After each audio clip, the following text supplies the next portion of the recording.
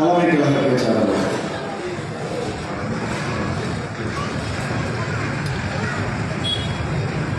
மேகங்களை ஓட வைத்து கையில் சிக்காத காற்றை அமைத்து இவ்வுலகிலே நலவாகை சூடிக்கொண்டிருக்கும் எல்லாம் உள்ள இறைவா எந்தன் தலைவா உன் திருநாமம் போற்றி என்னுடைய உரையை துவங்குகிறேன். வரலாற்று சிறப்புமிகு மனிதநேய மக்கள் கட்சியின் சார்பில் காஞ்சி மாவட்டம் மாங்காடு பட்டூரில் அரசமைப்பு சட்டத்திற்கு எதிரான வக்ஃப் வாரிய திருத்தச் சட்டம், உத்தரகாண்ட் பொது சிவில் சட்டம் ஆகியவற்றை கண்டித்து நடைபெற்றுக் கொண்டிருக்கக்கூடிய எழுச்சி மிகுந்த இந்த பொதுக்கூட்டத்தினுடைய தலைவர், மாவட்ட தலைவர் அன்பு சகோதரர் சலீம் கான் அவர்களே, மாங்காடு நகர தலைவர் ஜாகிர் ஹுசேன் அவர்களே, நகர செயலாளர் முபாரக் அவர்களே, வரவேற்புரை ஆட்சி அமர்ந்திருக்கக்கூடிய பட்டூர் அகமது ஹுசேன் அவர்களே, எனக்கு முன்னால் பல்வேறு கருத்துக்களை பேசிவிட்டு சென்றிருக்கக்கூடிய விடுதலை சிறுத்தைகள் கட்சியினுடைய துணை பொதுச் செயலாளர் பாசத்துக்குரிய தோழர் வன்னியரசு அவர்களே, எனக்கு முன்னால் பல்வேறு செய்திகளை இங்கே பதிவு செய்து அமர்ந்திருக்கக்கூடிய தமிழ்நாடு முஸ்லிம் முன்னேற்ற கழகத்தினுடைய துணை பொதுச் செயலாளர் பாசத்துக்குரிய அண்ணன் மைதீன் சேக்கான் அவர்களே, மனிதநேய மக்கள் கட்சியினுடைய துணை பொதுச் செயலாளர் பாசத்துக்குரிய அண்ணன்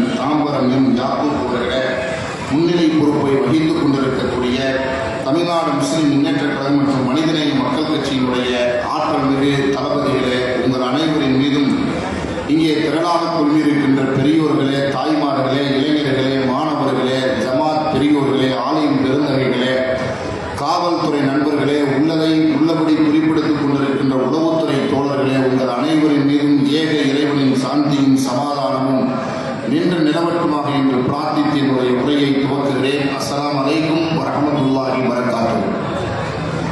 அன்பான சகோதரர்களே, நேரம் மிகவும் சுருக்கமாக இருப்பதால் ஒரு சில செய்திகளை மட்டும் இங்கே எடுத்துச் சொல்லி என்னுடைய உரைக்கு திரையிடலாம் என்று நினைக்கிறேன்.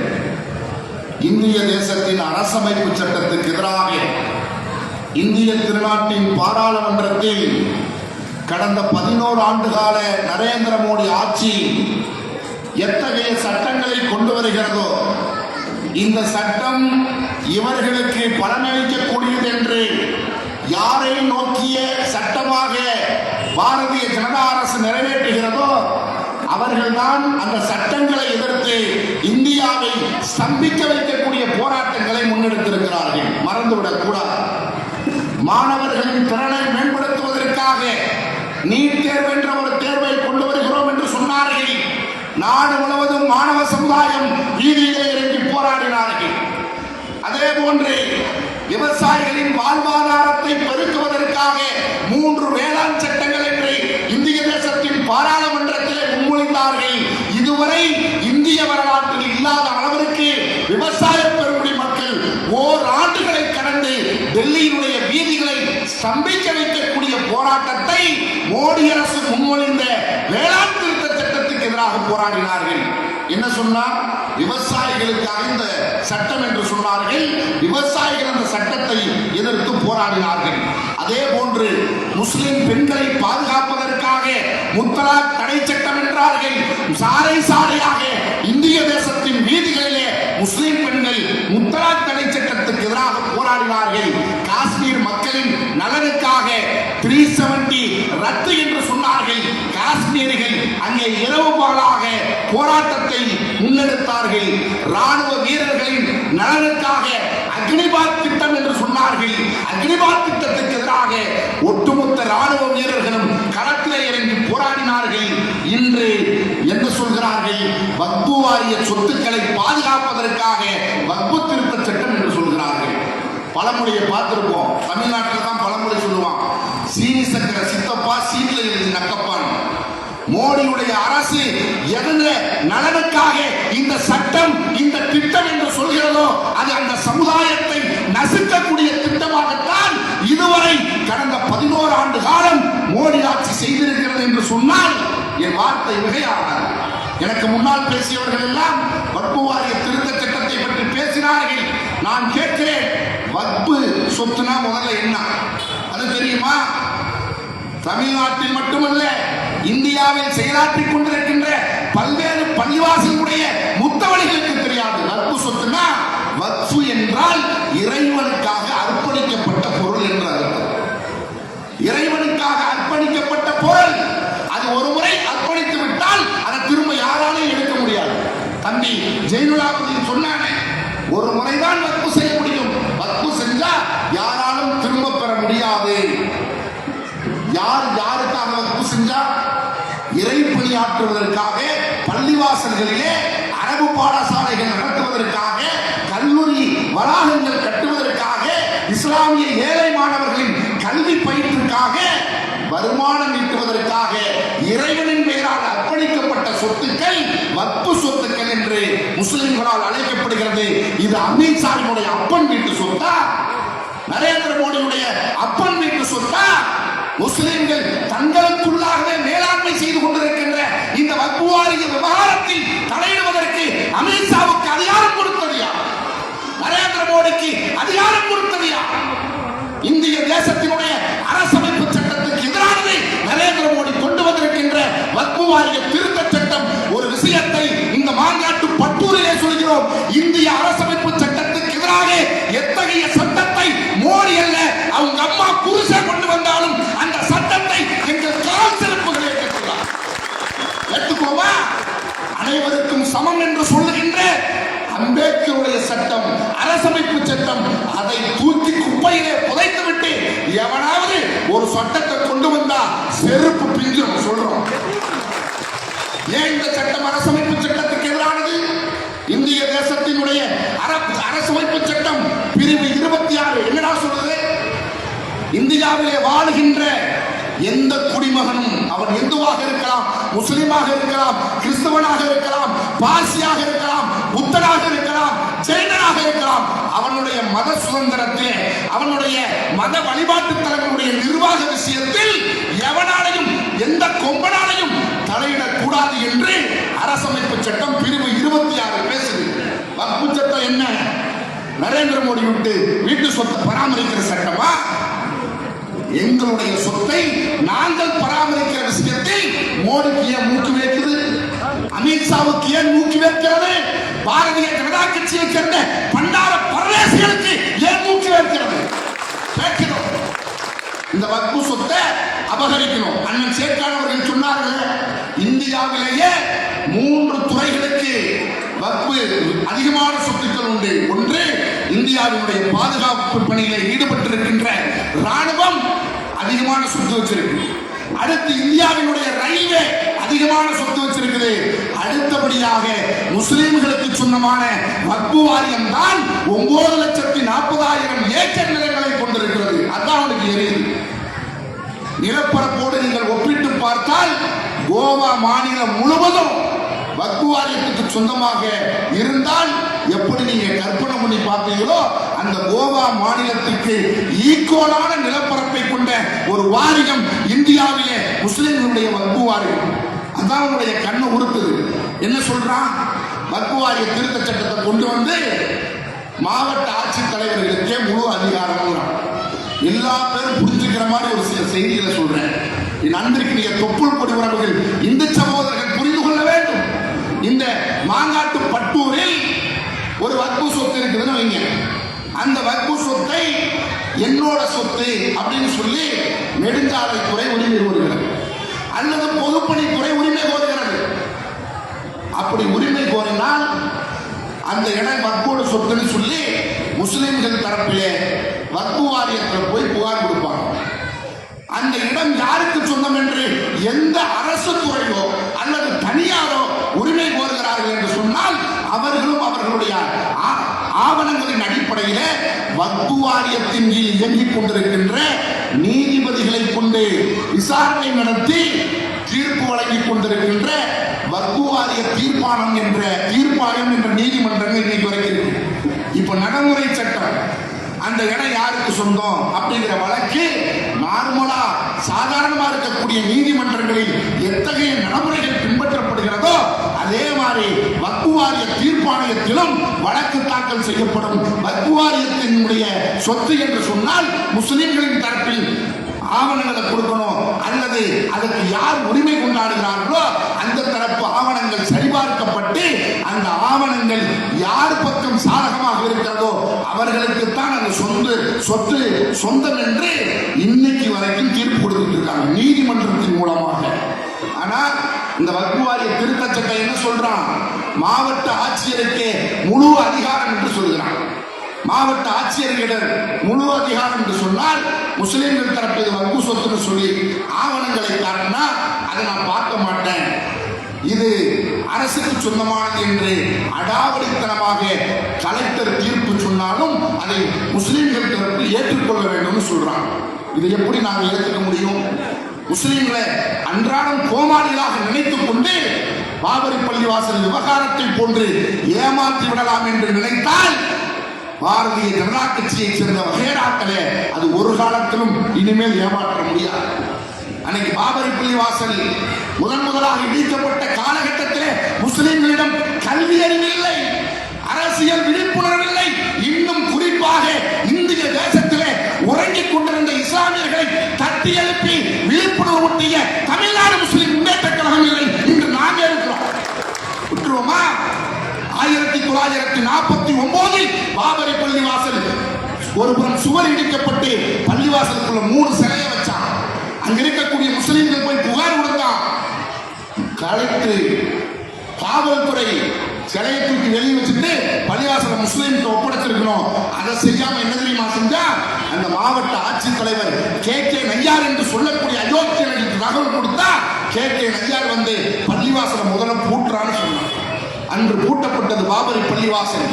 அதற்கு பிறகு பாபரி பள்ளிவாசல் திறக்கப்படவே இல்லை. 86 வரைக்கும் அநீதியாக சிலை வைக்கப்பட்டு முஸ்லிம்களுக்கு அநீதி இழைத்தான் கே நையார் என்ற அயோக்கியன். அவன் கலெக்டர் பதவியிலிருந்து ஓய்வு பெற்று போய் இன்னைக்கு பாரதிய ஜனதா கட்சி எப்படி RSS அரசியல் பிரிவாக இருக்கிறதோ அதே போன்று பாரதிய ஜனசங்கம் அன்றைய அரசியல் பிரிவு அந்த பாரதிய ஜனசங்கத்திலே உறுப்பினராக சென்று உத்தரப்பிரதேசத்தில் பாராளுமன்ற உறுப்பினராக அந்த கே நையாரும் அவனுடைய மனைவி சகுந்தலாவும் வலம் வந்தார்கள் என்று சொன்னால் கலெக்டரோட உத்தரவை நாங்க எப்படி மதிப்போம்?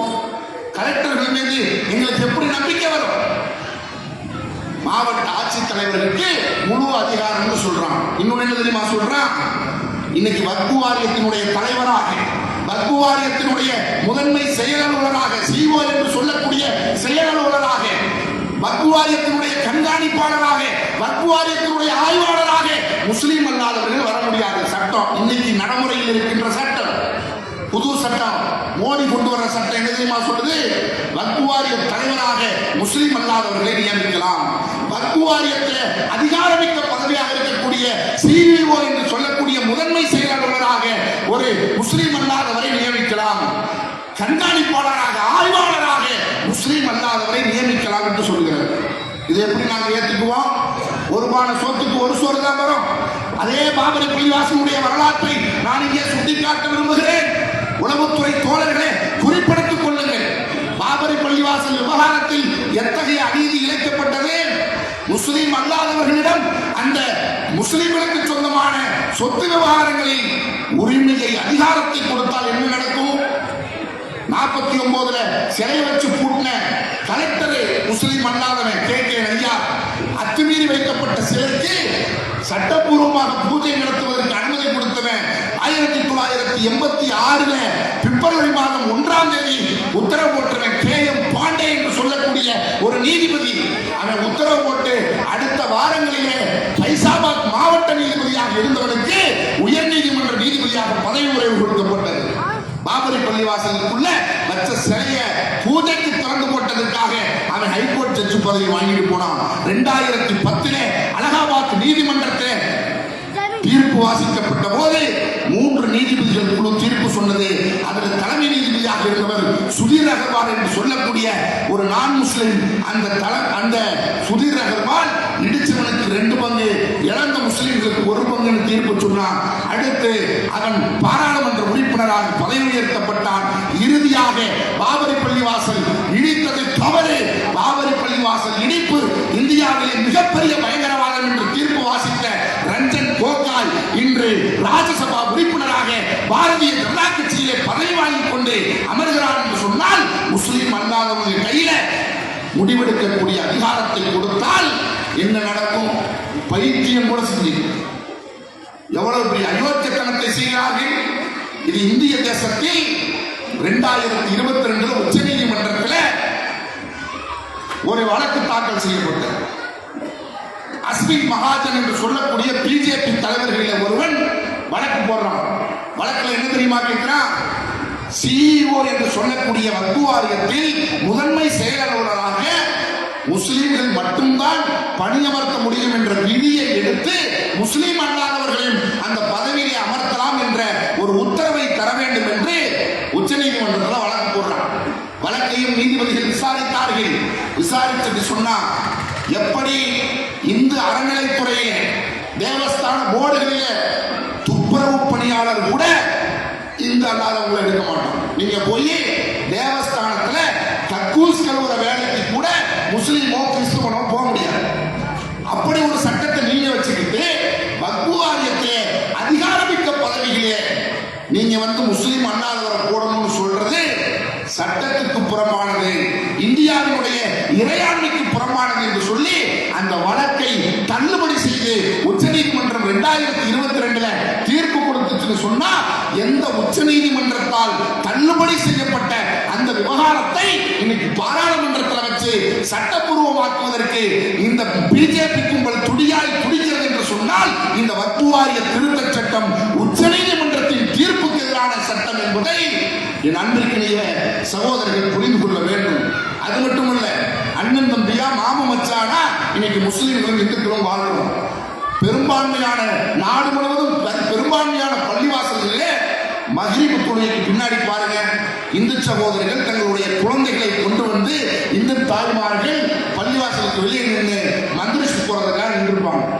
அப்படி ஓதி ஊதி விட்டு அதுல ஏதாவது ஒரு குழந்தை, அந்த குழந்தைக்கு இந்த நோய்வாய் குணப்பட்டு இருந்தால் அவங்க என்ன செய்வாங்க? கடந்த காலங்களில் நடந்திருக்குது, அவர்கள் செல்வந்தர்களாக இருந்தால் அவர்களுடைய சொத்துக்களை அந்த பள்ளிவாசலுக்கோ தர்காவுக்கோ வக்ஃப் செய்த வரலாறு இருக்குது.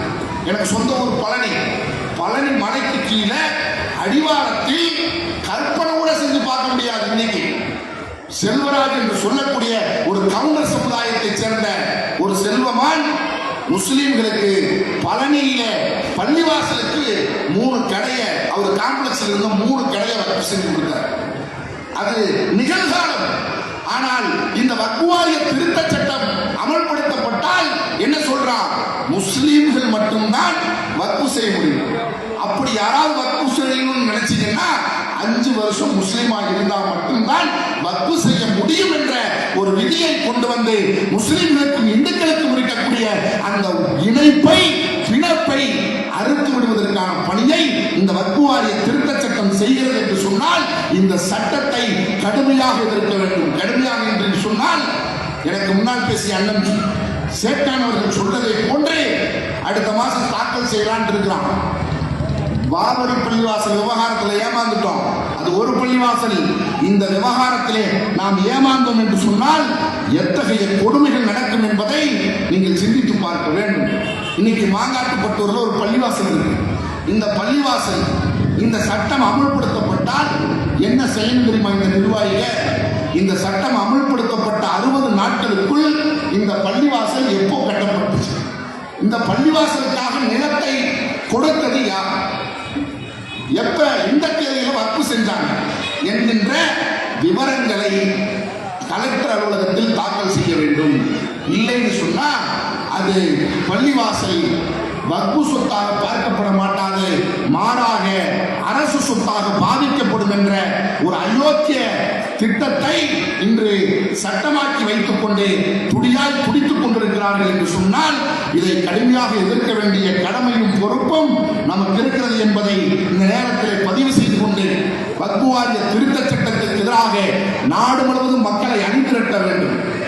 எப்படி இந்திய தேசத்தினுடைய விடுதலை போராட்டத்திற்காக அனைத்து சமூக மக்களோடு கரம் கோர்த்து வெள்ளையனுக்கு எதிராக வீறு கொண்டு போராடினோமோ, அதே போன்று இந்த வக்ஃப் வாரிய திருத்த சட்டத்திற்கு எதிராக 2வது சுதந்திர போரை துவங்க வேண்டிய காலகட்டத்தில் இன்று இந்த சமுதாயம் நின்று கொண்டிருக்கிறது என்பதை பதிவு செய்துவிட்டு பொது சிவில் சட்டத்தை கொண்டு வருகிறார். பொது சிவில் சட்டம் என்று சொன்னால் அது தெளிவாக பேசப்பட வேண்டிய ஒன்று. யாருக்காக பொது சிவில் சட்டம் இந்திய தேசத்திலே அமல்படுத்த வேண்டும் என்று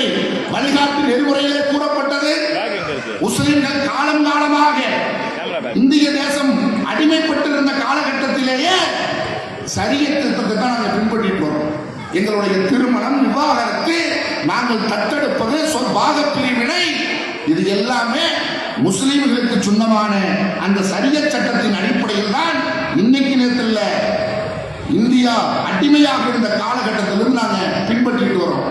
இன்னும் தெளிவாக சொல்ல வேண்டும் என்று சொன்னால் 1860 இந்தியன் பீனல் கோட் என்னும் சொல்லக்கூடிய இந்திய தண்டனை சட்டம் அனைத்து சமூக மக்களுக்கும் பொதுவானது, எல்லா பேரும் இதைத்தான் பின்பற்ற வேண்டும் என்ற ஒரு உத்தரவை 1860 பிரிட்டிஷ் அரசு கொண்டு வந்த நேரத்தில் எங்களுக்கு சரியத் சட்டம் வேண்டும் என்று அன்று முஸ்லிம்கள் போராடினார்கள்.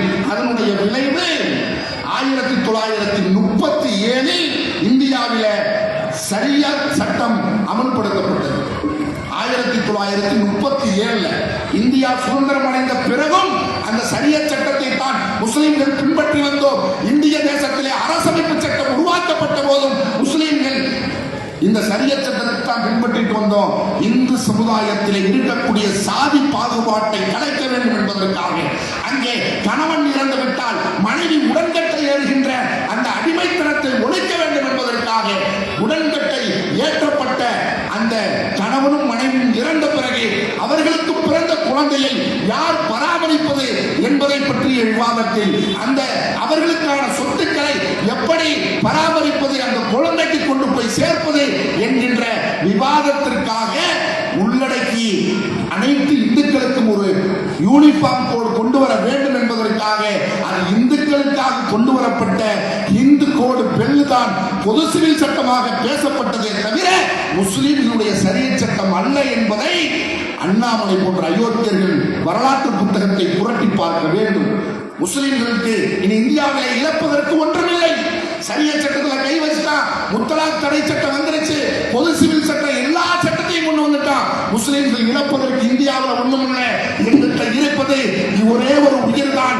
அதை எங்களுடைய சரியத் சட்டத்தை பாதுகாப்பதற்காக நாங்கள் இறுதி மூச்சு வரை போராடி எங்களுடைய உயிரை தியாகம் செய்வோமே தவிர இந்த சங் பரிவார குரங்கு குட்டியுடைய ஆட்சிக்கு அடிபணிந்து ஒரு காலத்துக்கு போக மாட்டோம் என்று சொல்லிக்கொண்டு நம்மோர் அண்ணன் தம்பிகளாக மாமன் மச்சான்களாக வாழ்ந்து கொண்டிருக்கக்கூடிய இந்து சகோதரர்களை அடிமைப்படுத்துவதற்காகத்தான் இந்த யூனிஃபார்ம் சிவில் கோட் என்ற ஒரு முழக்கத்தை முன்வைக்கிறார்கள். நான் கேட்கிறேன், யூனிஃபார்ம் சிவில் கோட் என்று சொன்னால் அனைவருக்கும் ஒரே மாதிரி சட்டம் என்று சொன்னால் அனைத்து இந்துக்களுக்கும் ஒரே சுடுகாடு என்ற ஒரு நிலையை பாஜக அறிவிக்குமா, RSS அறிவிக்குமா?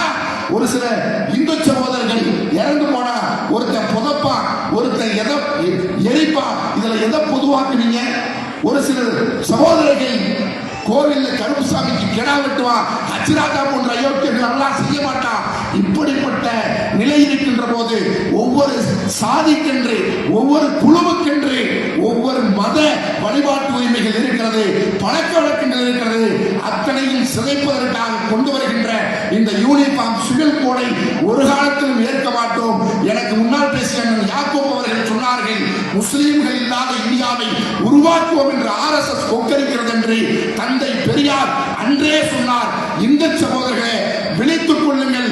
இந்தியாவில் இஸ்லாமியர்கள் இருக்கும் வரைதான், இந்தியாவிலே கிறிஸ்தவர்கள் இருக்கும் வரைதான் இந்தியாவிலே நீங்கள் இந்துக்களாக வாழ முடியும்.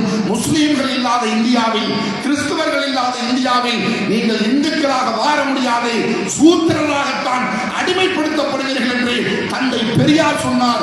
அத்தகைய முஸ்லிம்கள் இல்லாத இந்தியாவை உருவாக்க துடிக்கின்ற RSS BJPக்கு எதிராக தொடர்ந்து போராடுவோம், தொடர்ந்து களமாடுவோம், போரிடும் வரை நெருப்புக்கு நிறமாக இருப்போம்.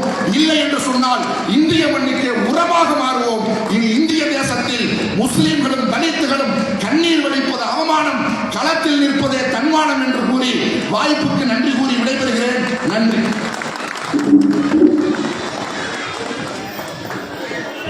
நன்றி உரைக்கு முன்பாக 27ஆம் தேதி தாம்பரத்தில் நடைபெறக்கூடிய வக்ஃபு திருத்த சட்டத்துக்கு எதிரான ஆர்ப்பாட்டத்திற்கு இன்ஷா அல்லாஹ் அனைவரும் வந்துடலாமா? வந்துடலாம். இங்க